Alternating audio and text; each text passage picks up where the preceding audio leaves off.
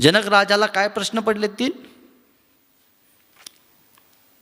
हु आहे मी कोण आहे, मला दुःख काय आहे, आणि मी संसारात असून मोक्षाला प्राप्त आहे का, किंवा मोक्ष मला मिळू शकतो का?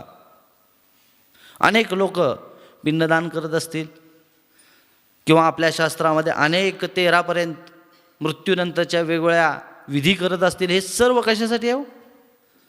मोक्ष मिळावा.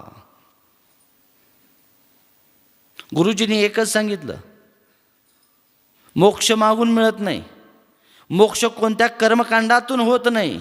मोक्ष मिळतो आणि तो उत्तर या अष्टावक्रानं काय देणार आहे ते शेवटी त्याच्यावरती तुम्हाला लक्षात येईल की मोक्ष म्हणजे काय आणि मोक्ष कशात मिळतो. आत्मज्ञानाला बुभुक्षित असणारं मन संपत्तीमध्ये आणि अनेक अलंकारामध्ये आणि अनेक विविध ऐश्वर्यामध्ये असणारा जनक राजाला सुद्धा या 3 प्रश्नानं शिष्य बनवलं. जोपर्यंत तुमच्या मनात आपल्या जीवनाबद्दल शंका कुशंका येत नाही तोपर्यंत तुम्ही खरे शिष्य नाहीत, आणि तुम्ही मानणारही नाही कोणाला.